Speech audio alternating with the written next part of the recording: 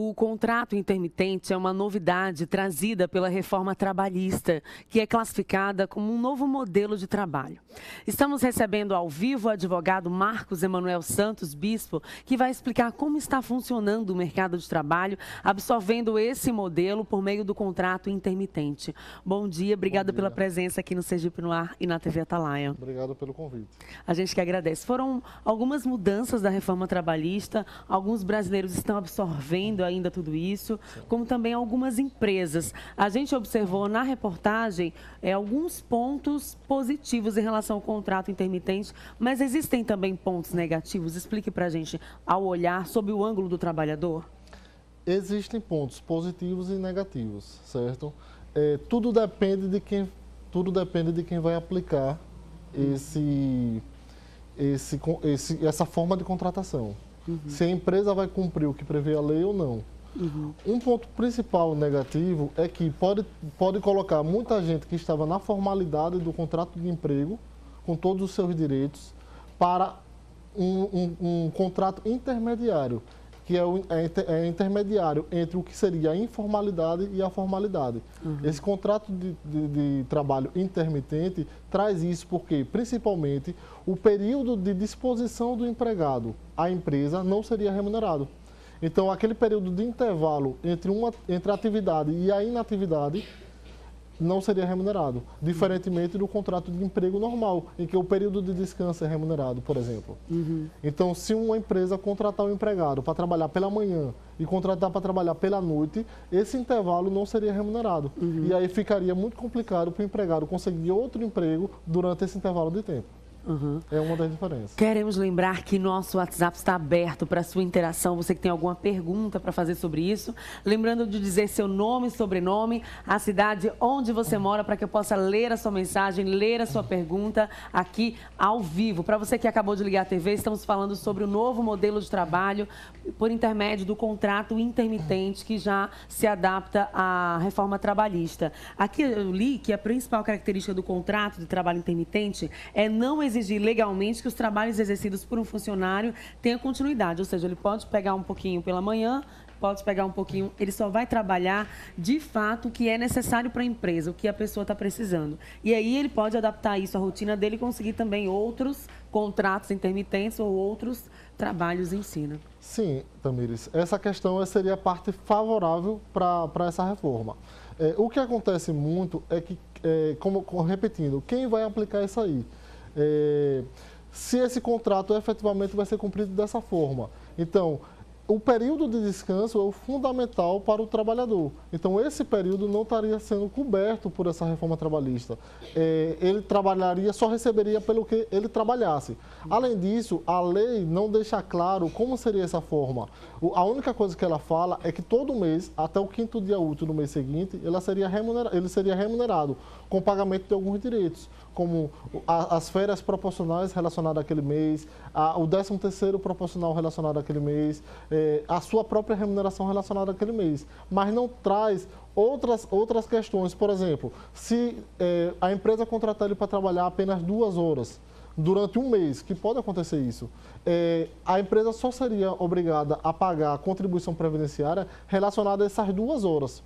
Entretanto, essas 2 horas não servem para pagar toda a contribuição previdenciária necessária para que esse empregado tenha direito a uma aposentadoria no futuro.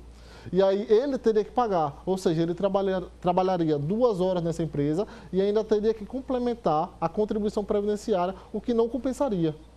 São essas questões que a lei não deixa muito claro.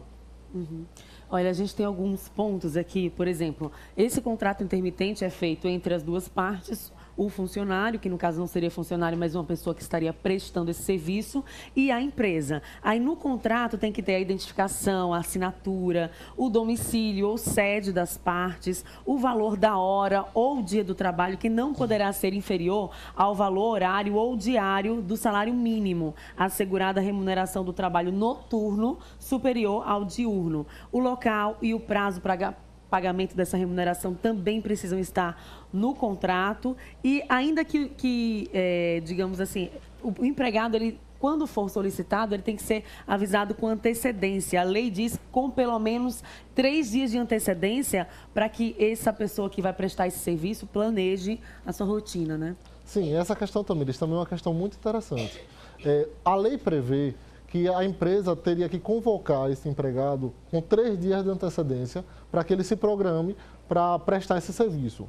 E esse empregado teria 1 dia útil para responder se vai ou não. Uma questão interessante da lei, que eu acredito que vai beneficiar o empregado nesse ponto, é que o empregado ele pode recusar esse convite. Então, mesmo ele tendo um acordo previamente escrito, que é um dos requisitos desse contrato, ele pode recusar o serviço, ou seja, se ele tiver outro serviço naquele dia, ele pode recusar. Entretanto, tem uma questão que é de ordem prática. Qual é a empresa que vai chamar o empregado para trabalhar e o empregado vai dizer que não vai e vai ficar tudo bem? São essas as questões que não é claro na lei. Então, é uma lei, na minha opinião, utópica. Como se o negociado entre patrão e empregado prevalecesse, mas geralmente não é isso que acontece. Quem manda é o patrão. O interessante, só fica interessante mesmo, digamos assim, é para quem tem mais de um contrato intermitente e consegue fazer várias rendas, digamos, vários contratos com várias empresas e consiga preencher todos os horários e ter lucratividade com isso, né? Sim.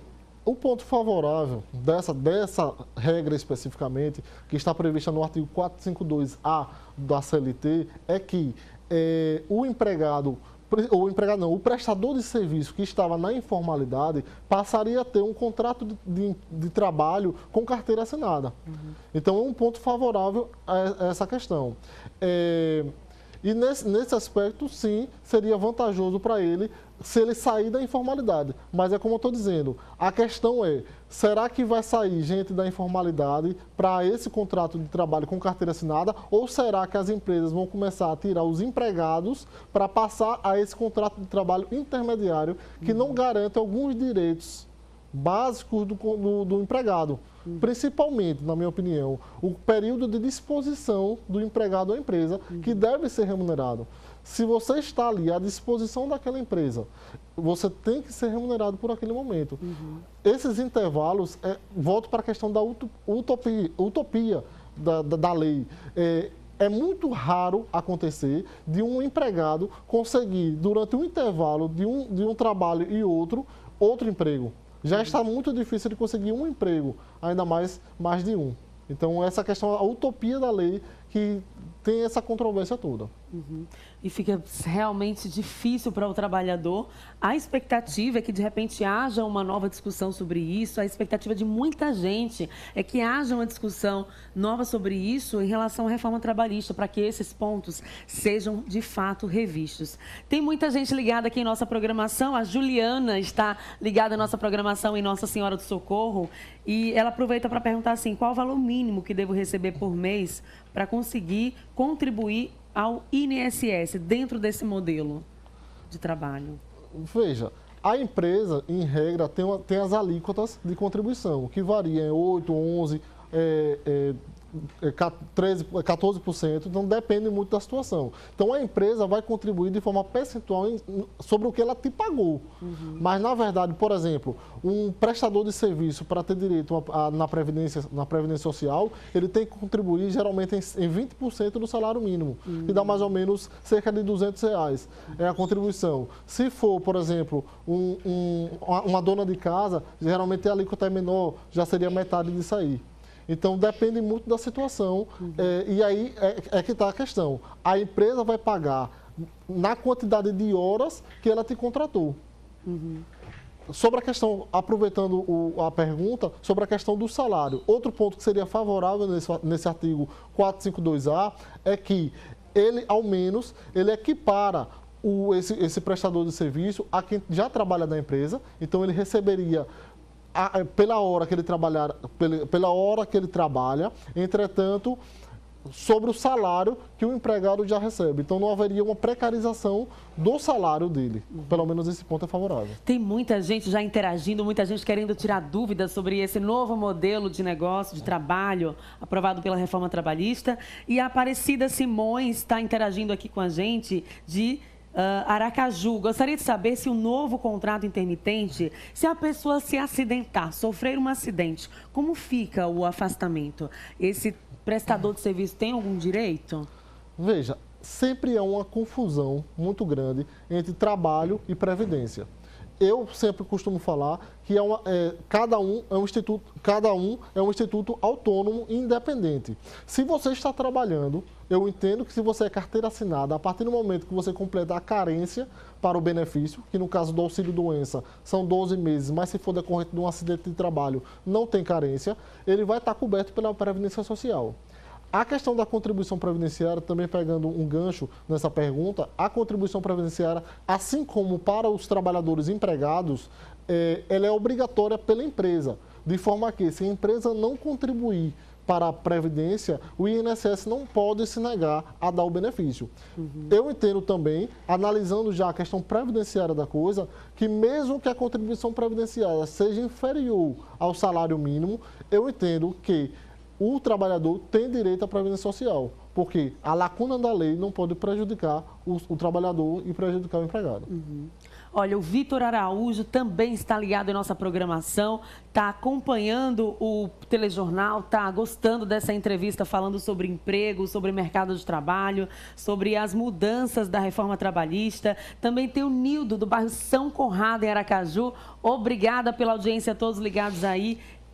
No bairro São Conrado, aqui na capital. Tem também o Fagno. Ele relata assim, ó: bom dia, trabalho à noite há quase 8 anos. Eu recebia um salário maior, trabalhava 5 horas por dia. Agora eu trabalho 1 hora por dia e meu salário diminuiu, mais de R$300. Isto pode? Essa é a pergunta dele. É uma questão interessante. Voltando para aquela questão que a lei existe, mas quem vai aplicar é que é o problema. A empresa não pode demitir o funcionário e alterar o contrato de trabalho dela para prejudicar a ele. Então, isso não pode. Isso aí, com certeza, é ilegal. Ele não pode ter uma redução de salário, mudar o contrato de trabalho dele sem ele ter uma anuência relacionada a isso. Então, isso, com certeza, é uma forma de precarizar o trabalho. Para esse trabalhador, o Fagno, que está interagindo com a gente, o ideal é fazer o quê? Já que a postura desse empregador foi errada, o que ele deve fazer para requerer o seu direito ou até mesmo uma adaptação ao modelo comum em que ele recebia R$300 a mais? Veja, primeiro ponto, geralmente eu converso com meus clientes, seria conversar com o empregador. Se não conseguir, o caminho é a justiça. A Justiça do Trabalho está aí para isso. A Justiça do Trabalho vem exatamente porque a lei existe, mas ela não é aplicada e os direitos do trabalhador não são respeitados. Nesse caso, o caminho é ele procurar um advogado, reunir a documentação e entrar com ação trabalhista contra a empresa para que, ou se ele quiser continuar trabalhando, ele tenha esse salário reintegrado, ou que ele peça uma rescisão do contrato de trabalho por culpa do próprio empregador. Que existe essa possibilidade. Quando o empregador erra, você pode pedir a rescisão indireta do contrato de trabalho. Está respondida a pergunta, Fagno. Então, conversa com a empresa que está te contratando, tenta reavaliar, voltar ao seu modelo anterior, em que você recebia R$300 a mais. Se não for o diálogo estabelecido, então procure a Justiça Trabalhista. Existe defensor público para isso. Reúna a documentação e vai lá. Olha, o Pedro, do Parque dos Faróis, está ligado com a gente. Ele quer saber assim, ele quer saber se a pessoa contratada é obrigada a fazer outras funções que não digamos assim, de acordo com a profissão dela, ou até mesmo outras funções dentro de uma empresa sem que seja remunerada por isso. E o que fazer nesse caso? Mesma questão. A princípio, quando a pessoa é contratada, no caso do contrato intermitente, diferentemente do contrato de emprego, exige-se o contrato formal. Existe o contrato escrito com a discriminação do que a pessoa vai fazer, do horário que ela vai trabalhar. Nesse caso especificamente, acredito que ele está perguntando no geral. No geral, o caminho é ir para a justiça. Por quê? Se o trabalho que foi exigido dele for muito diferente do que ele foi contratado, com certeza a empresa está fazendo isso para não contratar um funcionário especialista naquela situação. Então, ele está trabalhando mais, recebendo a mesma coisa ou até mesmo menos. Nesse caso, também, ele vai ter que buscar um benefício chamado de acúmulo de função ou mesmo diferença salarial. Isso tudo ele vai ter que buscar, ou conversando, tendo em vista que a reforma trabalhista, utopicamente, diz que é um negociado sobre o legislado, mas será que o negociado vai ser cumprido quando for o empregado querendo alguma coisa?